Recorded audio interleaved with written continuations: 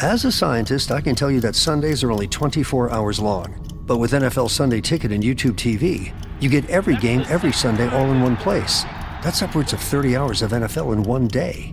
How can there be 30 hours in 24 hours, you ask? I have a theory. Magic. New users get NFL Sunday Ticket for 8 payments of $34.50 per month. Sign up at NFLSundayTicket.com. Local and national games on YouTube TV. NFL Sunday Ticket for out-of-market games excludes digital-only games and commercial use. Terms and embargoes apply. Availability varies.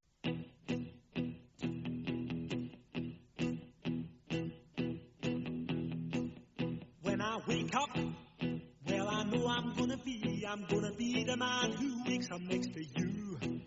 When I go out, yeah, I know I'm gonna be the man who goes along with you. If I get drunk. What's up, Sooner Nation? Welcome back to the Sooner Nation podcast. I hope you enjoyed your stress-free weekend of college football. And you know what? I'm just going to go here. I'm going to start because I feel like it is my duty, it is my obligation to give us some closure to this situation. Because you know who did not have a stress-free weekend of college football? That would be Auburn Tiger fans. And here's what I'm going to do. I'm going to start this episode of the Sooner Nation podcast by just doing one last thing, one last word about Jackson Arnold and the Auburn Tigers. And I mean it. This is it. This is the last word. Because as much as I love a good rivalry, this thing between Oklahoma and Auburn, it's gotten kind of weirdly personal for the two fan bases that don't really have much of a history together. But you know, you can feel it in the message boards, on X and the comments under highlight videos on our social media page on Facebook. By the way, go over there and give us a follow, Heartland Sports on Facebook. I mean, there is genuine annoyance. There's real tension there. And honestly, I've kind of enjoyed it. But with the new SEC schedule, look, that fire, it's going to burn out. Because it'll be years before Oklahoma sees Auburn on the football field. So let's close it. Let's close this book now. Let's shut it down. But before we do, let's be honest about what's actually happening down there on the plains. Auburn fans, they know that one play didn't cost them the game in Norman. They know it. Yet somehow they still can't admit what they were wrong about.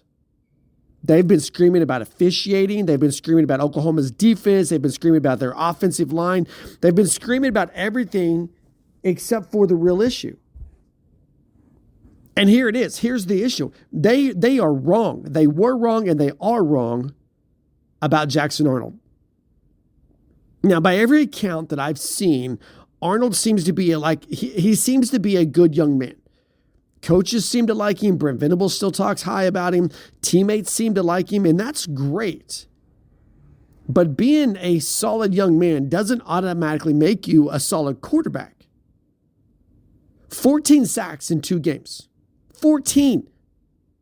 That's not bad luck. That's not just a leaky offensive line. That's a quarterback who won't cut it loose, who won't make a decision, who's holding on to the football like it's a family heirloom. And you can see this coming. We have seen this coming from a mile away. Do you remember that August video of Hugh Freeze at practice? I mean, he was furious, visibly furious at Jackson Arnold.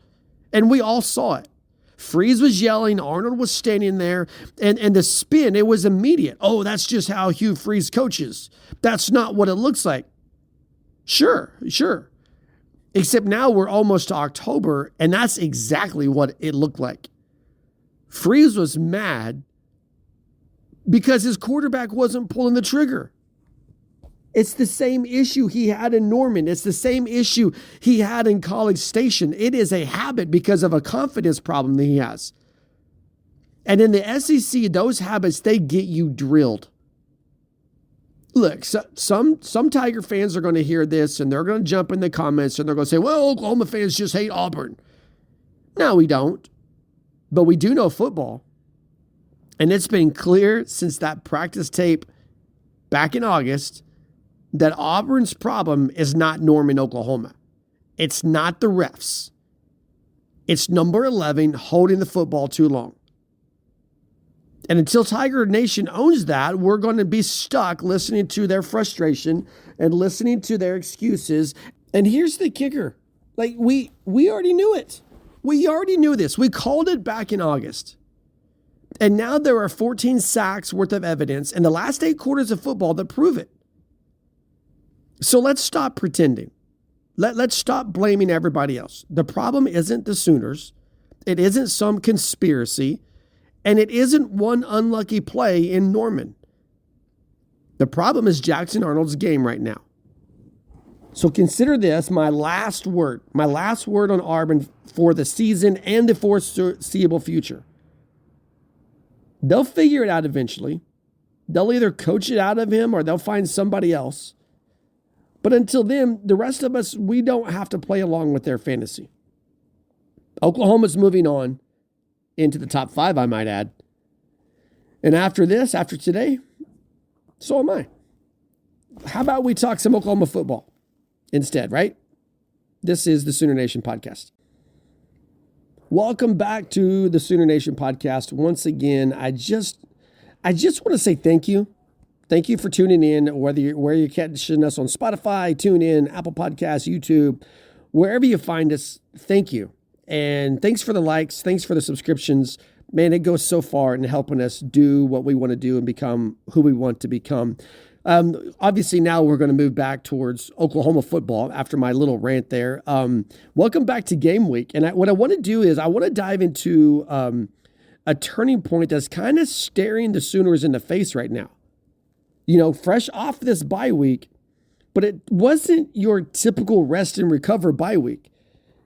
More so than anything else, it was a recalibration bye week. I mean, the timing honestly couldn't have been rougher. Because on Tuesday, the program announced that John Mateer would undergo surgery on his throwing hand and miss at least the Kent State game. Now, I know we have confidence in Michael Hawkins, and we'll talk more about that as the week leads up to Kent State. But, I mean, look, this news about John Mateer was huge. Because you've got a team that's riding a perfect 4-0 in the opening month of the season. They were at top 10. Now they're top 5. And suddenly you've got quarterback uncertainty. I mean, just as you're heading into the gauntlet of October that's going to see you face Texas, South Carolina, and Ole Miss. So this isn't just like a personnel change. Honestly, it's a stress test for the entire program. Yet I think it's remarkable. I think it's striking how Oklahoma attacked this week. Brent Venables, he didn't sound panicked. In his press conference, he said, this is his exact words. I mean, good first part of the season here. Close to a third, I guess. And right on time. Going to get a few guys back. Had a really good spirited work in practice. And that tone that he says it with, that tone of confidence that he shows, it matters. What it tells us is that the staff didn't view the bye week as a forced pause, but they used it as an opportunity to polish some flaws, to get some people healthy, but really, I think most importantly, to recalibrate strategy. Because let's be honest, without Mateer, the offense's identity, efficiency, and composure, it's going to be challenged in ways that we haven't seen yet this season. With Mateer's sideline, now you know this, everybody knows this, Michael Hawkins Jr., he slides into the starting role. But this isn't like an ordinary backup moment. This is a high-stakes audition. Because you've got a young man who's not a stranger to pressure. We remember last season, he's played in 7 total games. He started 4 games. But it was a rough baptism by fire. I mean, he operated behind a weakened offensive line. He had limited offensive weapons around him. And that you had just had a coaching staff searching for answers, searching for balance. But this time the context is healthier. And this may be one of the things that we don't talk about enough in terms of Michael Hawkins taking the reign of this offense. What we don't talk enough about is, I mean, he was thrown into the fire against Tennessee, had to go on the road at Auburn, and then face Texas. Now he gets Kent State. That's his tune-up game. And man, this is great because this is, you start with no pressure. Now, he may be the quarterback Oklahoma takes into the Cotton Bowl against the Longhorns. He may be. But man, he's got Kent State to work out some kinks. He's got Kent State to build confidence. He didn't get that last season. And Brent Venables has been public about the growth that Michael Hawkins has made.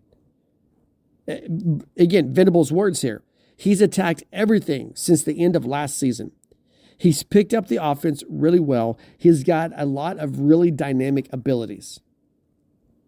So we see measured praise from Brent Venables, but we also see a signal that Michael Hawkins, is better equipped now than he was at any point in 2024. And he's got a stronger understanding of this playbook, which is, by the way, the Ben Arbuckle playbook. And he's got a good rapport with his teammates. But I think the most important thing we're seeing, or at least we're hearing, is that there's a mental maturity here to handle the bumps that may come in a game. And one advantage that he has this year this is probably the biggest, is a coaching staff that's aligned around putting him in a position to succeed. What Ben Arbuckle is going to do, he's going to give Hawkins structure. He's going to give Hawkins guidance, and he's deliberately going to coach Michael Hawkins to a way that's best suited towards Michael Hawkins. So he's not going to get thrown into the fire. He's not going to get thrown in blind. He's got a staff around him that is investing in him. And like I said earlier, his first test comes against Kent State. It's a favorable matchup. It gives him the opportunity to find his rhythm without like the full weight of SEC competition. And whatever happens after that, it happens. Texas, South Carolina, Ole Miss. We don't know how much he's going to play. But at least he gets Kent State. And then he really gets put on display after that. Now, one thing that I think also could help stabilize a transition to Michael Hawkins is if Oklahoma could find a way to use this off week to find a more reliable running attack. I mean, to date, through 4 games, it's been John Mateer. He's been responsible for a big chunk of Oklahoma's rushing production. The Sooners have 501 total yards of running. 190 of that belongs to John Mateer. 5 of the 9 rushing touchdowns belong to John Mateer. And without John Mateer, I mean, you got this huge glaring hole in your offense. And we know the last time we saw them against Auburn, the ground game was largely stifled. And I think it gave us a look at how critical the offensive line is. You got injuries at center. You got injuries at guard. You got guys who are limited in effectiveness because of injuries. And so getting them healthy and getting them back in rhythm is essential if Oklahoma wants to kind of relieve some pressure from Hawkins. Which leads us to this running back room as well, because it's been inconsistent. Troy Blaylock, he's shown flashes, 179 yards on 42 carries. But it is crunch time now. It's crunch time for Jaden Ott. He's the high-profile transfer, and he has been invisible. You're looking at 17 yards on 9 carries. Taylor Tatum's not seen the field due to a hand cast. So this is a room that's also very much in flux. And as Michael Hawkins takes over, the staff has to find, they've got to find a rhythm. They've got to find a balance to run the ball. And I think they've got to do it pretty quickly. Because if the Sooners can't sustain a credible rushing attack, we know what's going to happen. It's going to force Hawkins into longer third down throws. It's going to force him into deeper reliance on the passing game, which is exactly what you would prefer if you're a defense coaching against a team that has a quarterback transition. So that's all that Oklahoma has had to face during this bye week. But there's two other areas I think that's going to determine how smoothly Oklahoma navigates this October stretch. It's going to be turnovers and defensive reinforcements. I think the oddest thing about 2025 is that Oklahoma's defense hasn't forced a single turnover. I mean, we've talked about it. We have talked about it. Caleb and I have made predictions, and they've not come true yet. They've not got a turnover. Not because they haven't had opportunity. They just haven't capitalized. Meanwhile, you've got an offense that's committed 6 turnovers. But thanks to the way this defense plays, those 6 turnovers have only yielded 9 points to the opponent. And I did appreciate what Peyton Bowen said earlier this week, that rather than, chase the interceptions, they're emphasizing discipline. And here's what Peyton said. We're not forcing anything. We just can't go out and try to create these turnovers. We play within scheme, and then they'll come. So now you've got Kent State. They've got 5 turnovers in their first 4 games. And there's a good chance that Oklahoma finally gets the takeaway. But dang, I mean, have we not said that already? Didn't we say that against Illinois State? Didn't we say that against Temple? Didn't we say that with Jackson Arnold coming to town? But maybe it'll happen. But I like Bowen's focus, and I think I would prefer that. And speaking of Bowen, the younger Bowen, Eli, could be back. And we know that's going to be a huge strength, a huge plus to this secondary. One of Oklahoma's best corners last year, but rehab from an injury has, he's been gone. But again, his return offers depth that's going to matter, I think, October and November. Because you've already got Gentry Williams on the field. You've got Kendall Dolby back. Cortland Gilroy has been good. I know he had the problems against Auburn, but he's been good. Jacoby Johnson, they're already in that rotation. But getting Bowen back gives this staff flexibility and insurance. So I think a big intangible going into this stretch of October is its mindset. When Mateer was in the lineup, some critics could argue that Oklahoma's offense was tailor-made for his skill set. And now the team has to prove that its identity transcends just one player. That whole mantra, that next man up mentality, it becomes real and not just rhetoric. And again, going back to Peyton Bowen, he said that we all know what talking about as a team, what we're capable of. And we've got guys around him that surround him, and they pick him up, and they're not losing a beat. We're talking about Michael Hawkins. So you've got public votes of confidence like that just matter. They build locker room cohesion, and it reduces drama around this whole situation with the quarterback. And historically, Oklahoma's culture has prized explosive offense. But the margin is slim.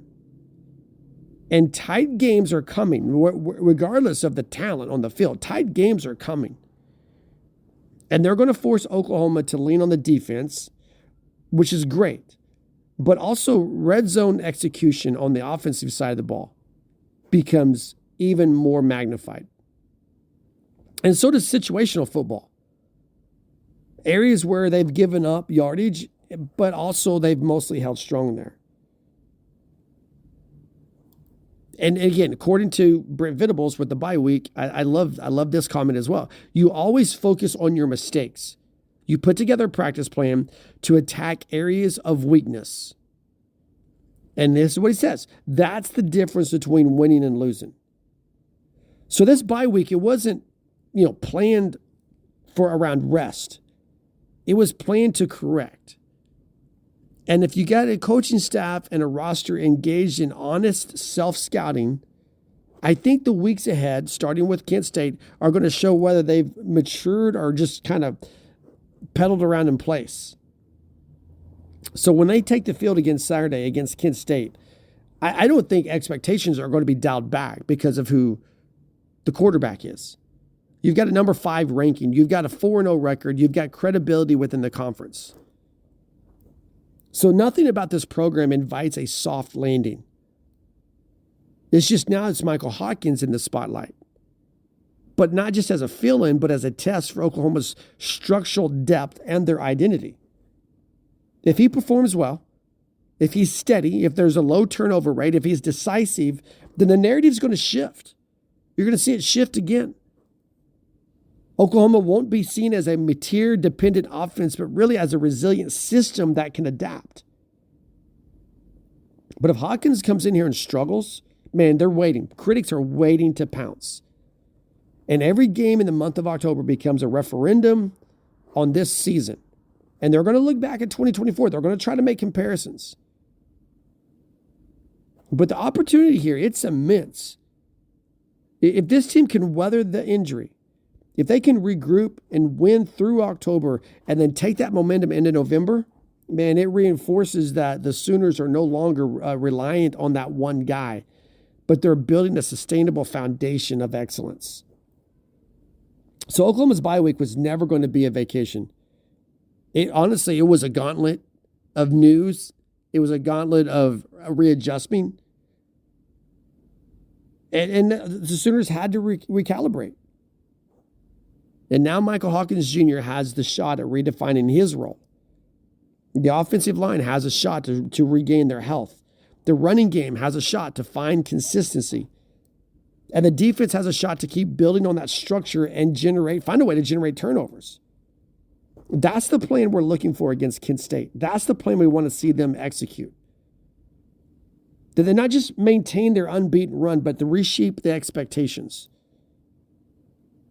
Because what you don't want the 4-0 start to become that what if.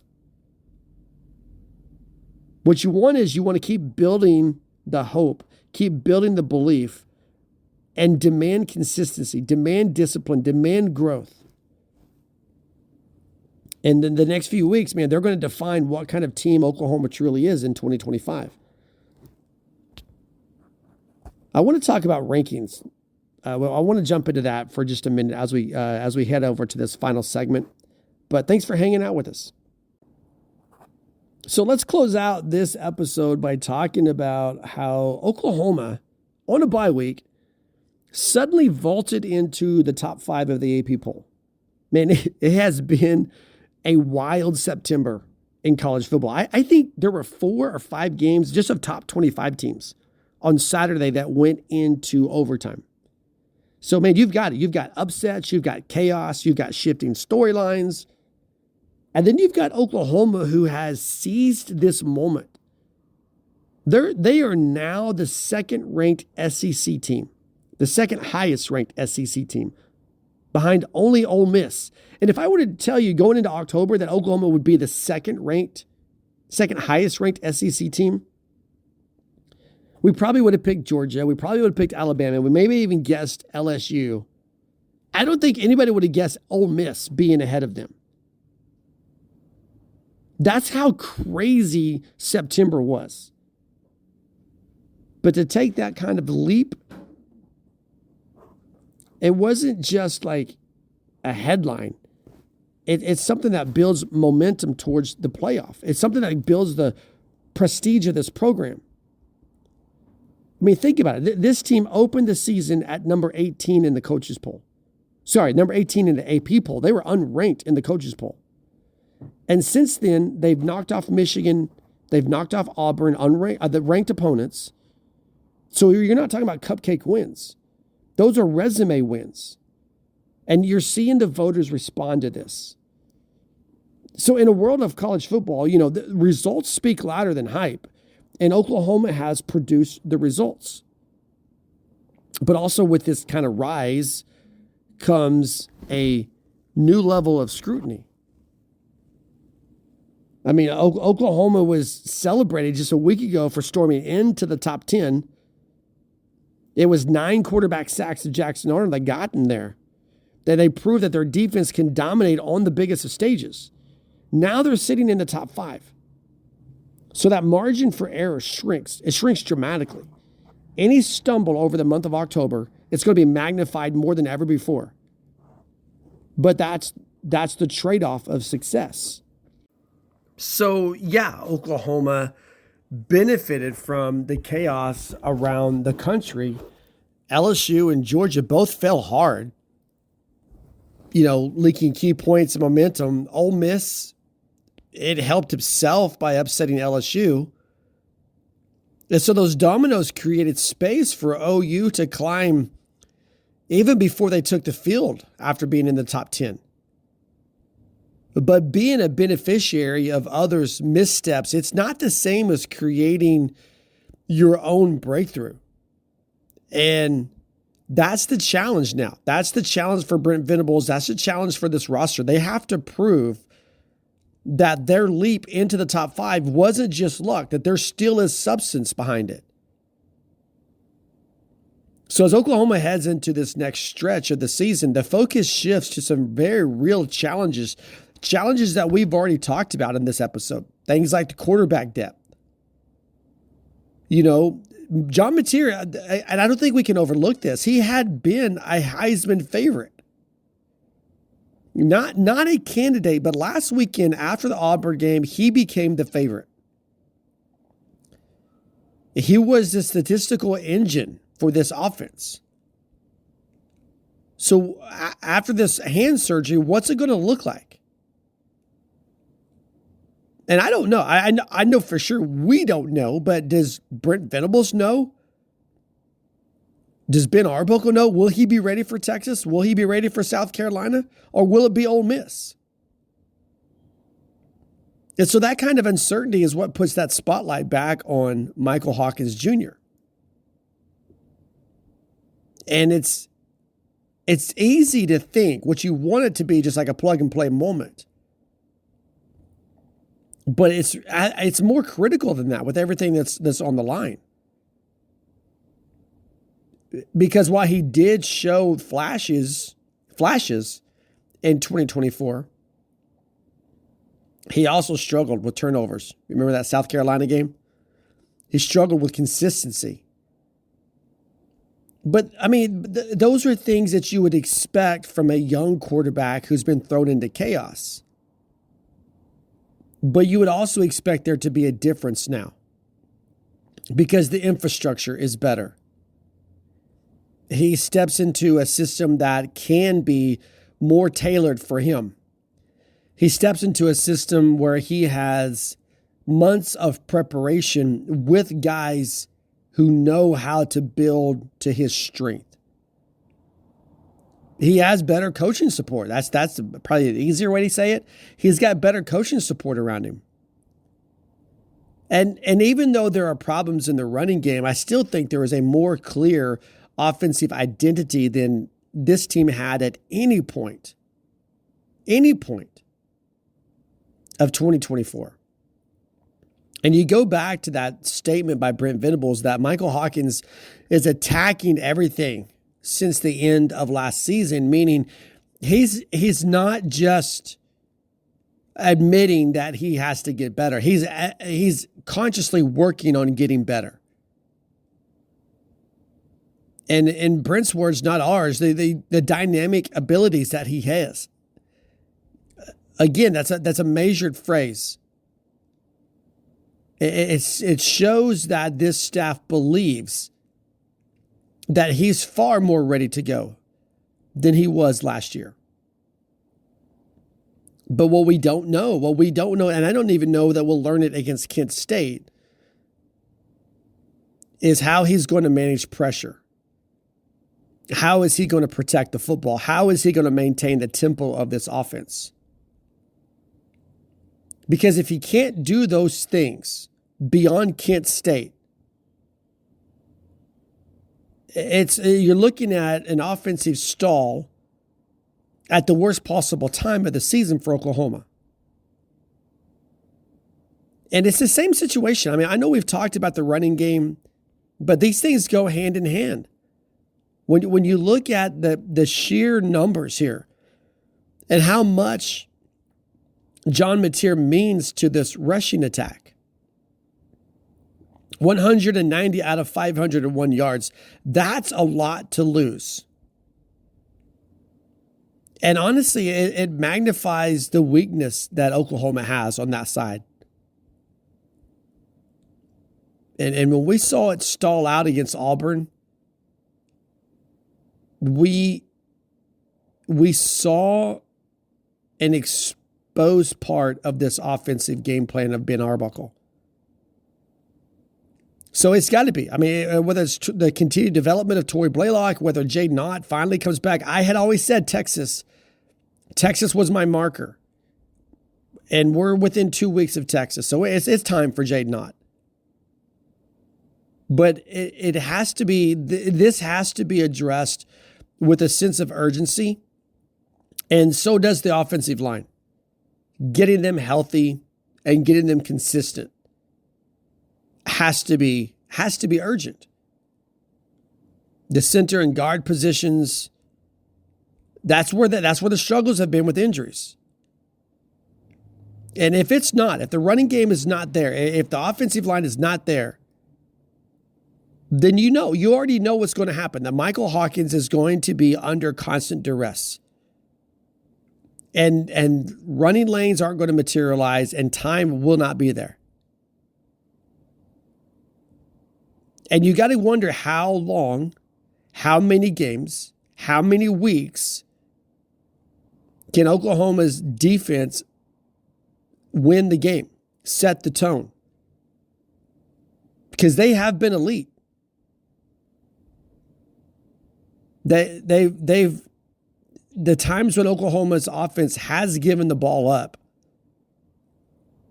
they've allowed very little damage to come from that. And that speaks to the discipline. It speaks to the scheme. It speaks to the execution.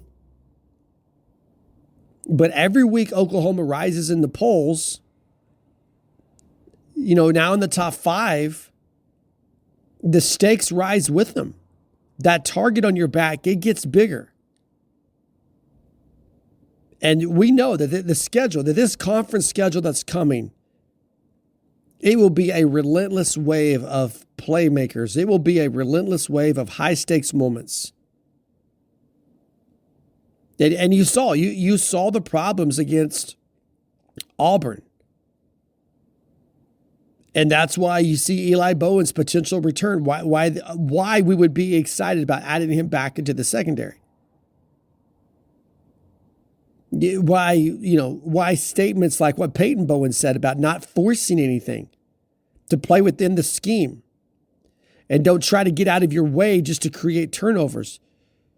That mindset, that depth, it's what has carried this team into the top 5. But even with that, you have to believe that at some point, sooner rather than later, they're going to need to have game-changing plays from the offensive side of the ball. And I'm just saying it would go a long way towards confidence. It would go a long way towards momentum if that could happen with Michael Hawkins. Because we've seen it with John Mateer. And those fourth quarter drives against Michigan and Auburn, that the potential is there with him. But how much more would our confidence grow if we get to see that with Michael Hawkins taking the snaps? So I think when you look at Kent State, because that's what we got to get into now moving forward back into game week,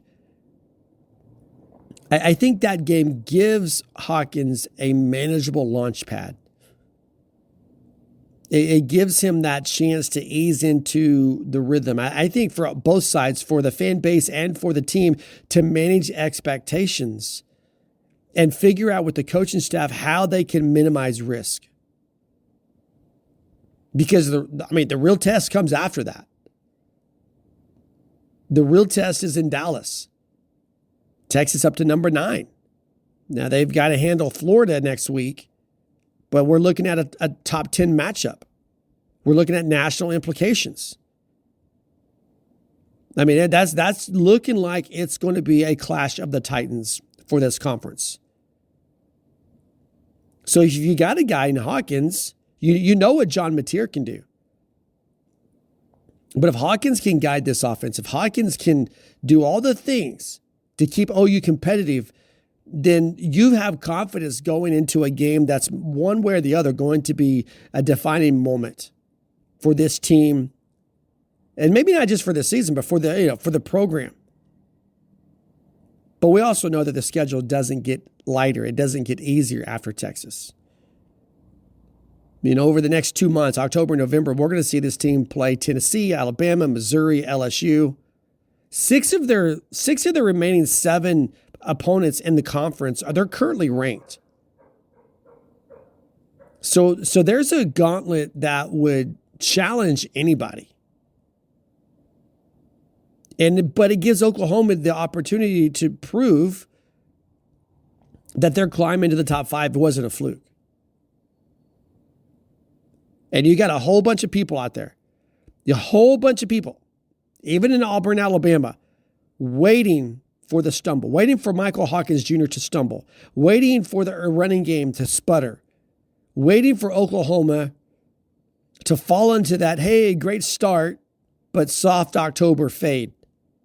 That's the narrative that they want. That's the narrative we've seen before, and that's the narrative that the haters and the detractors want to see again. And that's why what Michael Hawkins does against Kent State becomes really important. It doesn't have to look adequate. It has to look good. That's why getting the rest of the defense healthy, the offensive line healthy, that's why those things become really important against Kent State. Because what everybody in Sooner Nation is ready for, they're ready for more than just a promising start. They're ready for a campaign of statements. They're ready to validate being ranked number 5 instead of becoming like a cautionary tale about rising too fast in September. But again, you know what we like to do. You know what we like to do here at Sooner Nation. We like to zoom out. So Oklahoma's elevation to the top 5, it marks the highest AP ranking under Brent Venables. One spot higher than the previous peak was at number 6. So that's not just a number in a poll. That's a challenge that's issued to the rest of the conference and the country. That Oklahoma has through the month of September earned this moment. But now they have to defend it. Because recognition alone, it doesn't win games. And this ascent, man, it is breeding expectations, but it also magnifies every misstep. So these key questions, they're going to loom large over the month of October. Can Michael Hawkins lead this offense? Can the running game evolve? Will the defense continue to be dominant and start making turnovers, creating turnovers? So those are the questions that are going to define how the 2025 season is going to be remembered. And what we want is for this to be the year that Oklahoma didn't climb. We want to be the year that Oklahoma arrived. So we're tuned in, Kent State and beyond. We're going to watch them. We're going to debate them. And I know you, as well as I and the rest of Sooner Nation, we're going to hope that the top 5 ranking doesn't become a burden, but rather a catalyst.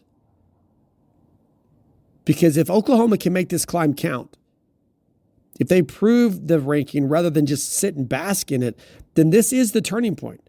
This is the turning point for this program's era in the SEC. So that's where we're going to jump off today.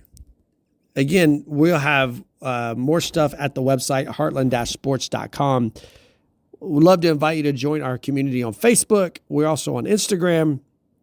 We hope your weekend was amazing. And somehow, some way, we hope that your week is even better.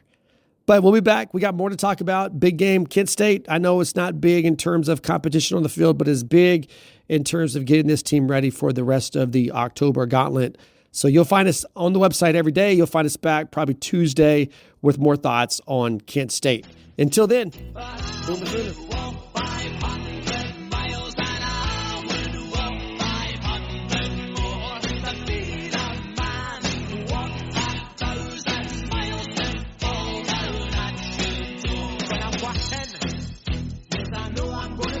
I'm gonna be the man